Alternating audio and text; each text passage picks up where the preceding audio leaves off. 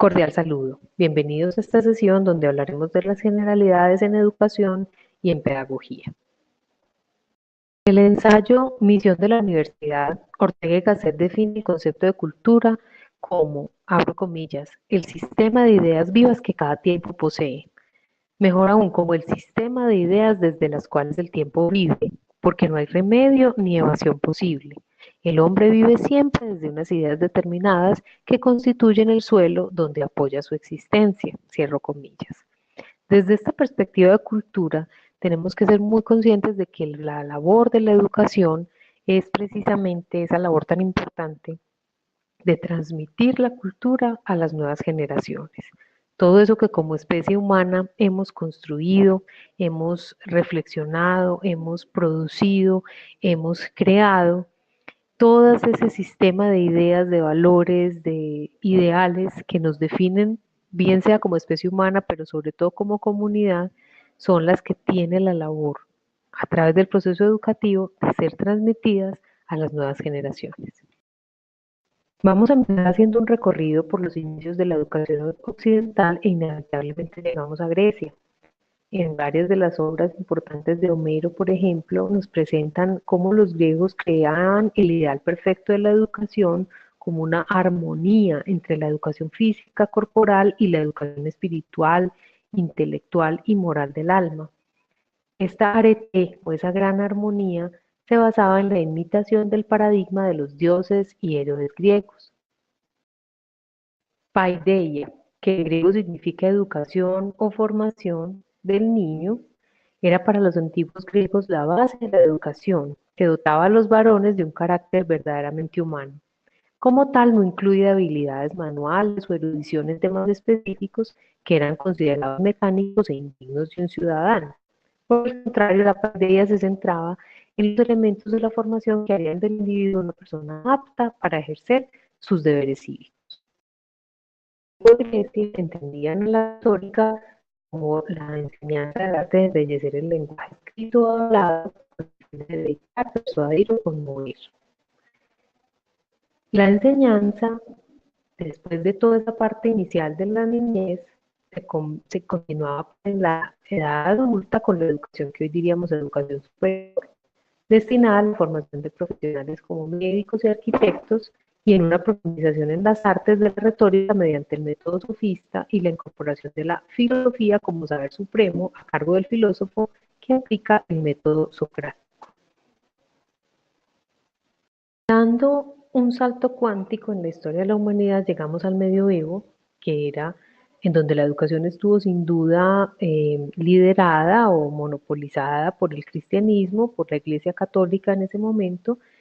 y en donde se entendía que ese conocimiento no puede ser adquirido por medio de la retórica como pensaban los antiguos griegos, sino que la retórica solamente era una forma adecuada de transmitir ese mensaje porque se entendía como que el conocimiento verdadero estaba solamente en las sagradas escrituras. En este momento de la historia de la educación, se empezó a ver una primera diferenciación o separación de los estudios en estudios religiosos, en filosofía, teología, derecho canónico para quienes iban a dedicarse pues a esta vocación y estudios seculares para las demás personas. Y fue la primera también separación, digamos, incipiente de las ciencias, entre comillas, en el trivium y el quadrivium. El trivium estaba formado por la gramática, la retórica y la dialéctica, y el quadrivium por la aritmética, la música, la geometría y la astronomía. El quadrivium eran los estudios superiores porque permitían llegar a la certeza. Las ciencias que estaban en el trivium eran inferiores porque no logran la certeza y por lo tanto son triviales. Nacen en este momento histórico las primeras universidades, que se llamaron escuelas de artes liberales y estudios posteriores, y de esta época datan importantes universidades como Bolonia, Oxford, Cambridge, la Sorbona en París y otras. Y dando otro salto cuántico en la historia de la humanidad, llegamos al Renacimiento, en donde se vuelve a los clásicos, al sentido humanista de los antiguos griegos, y se recupera la palabra como medio poderoso para la creación. Ahí es entonces donde se entiende a la literatura como el espacio valioso para la filosofía y el acto de filosofar. Muchos siglos después, con el advenimiento de la revolución industrial, se produce un profundo cambio en términos educativos,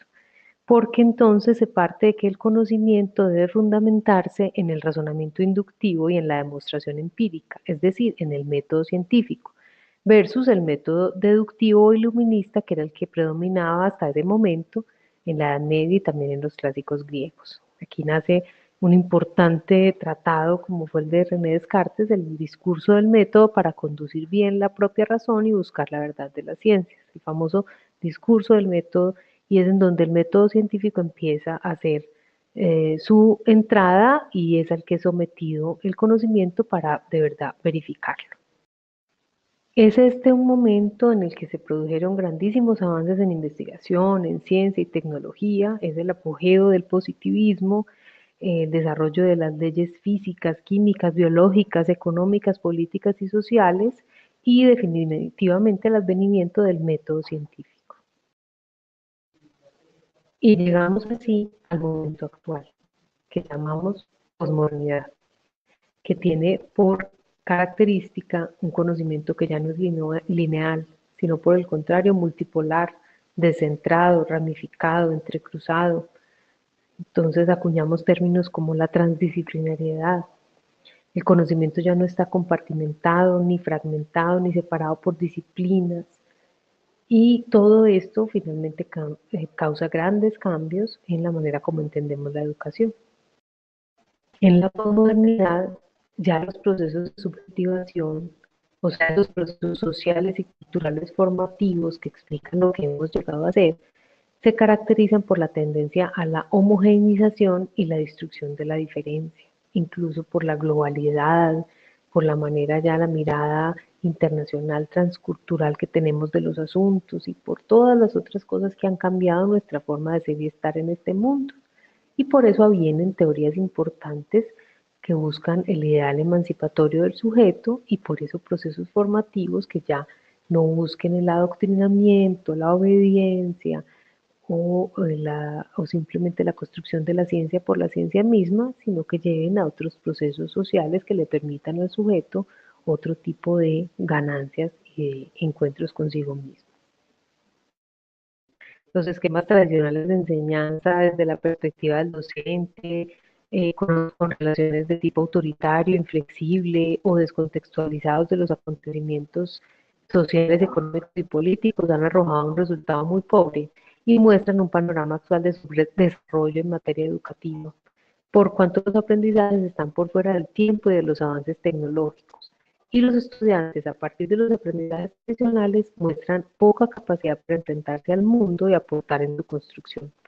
Desde el aula, estas dificultades se traducen en problemas de aprendizaje, repitencia, deserción, desatención, conflictos, ausentismo y escasa participación.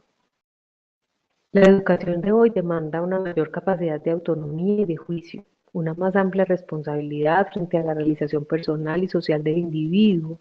un fortalecimiento de su pertenencia social y académica para que de verdad se constituya en un escenario donde cada actor ejerza la capacidad de dirigir su destino en un mundo donde la aceleración del cambio, acompañada de fenómenos de mundialización, tiende a modificar las relaciones pedagógicas. Y es por eso que los paradigmas educativos modernos nos plantean una perspectiva de la educación del sujeto desde la perspectiva del desarrollo humano. Un desarrollo humano entendiéndose como que se concentra en las metas de la satisfacción de las necesidades humanas, que no excluye que las personas pueden tener acceso digno a los diferentes bienes y servicios, pero que cuando se satisfagan estas necesidades se pueda conseguir un desarrollo sano, autodependiente, participativo y capaz de crear bases para el orden, en el que se pueda relacionar el crecimiento económico, la solidaridad social, el crecimiento personal, individual y colectivo y el equilibrio entre el tener y el ser para de verdad alcanzar niveles elevados de desarrollo.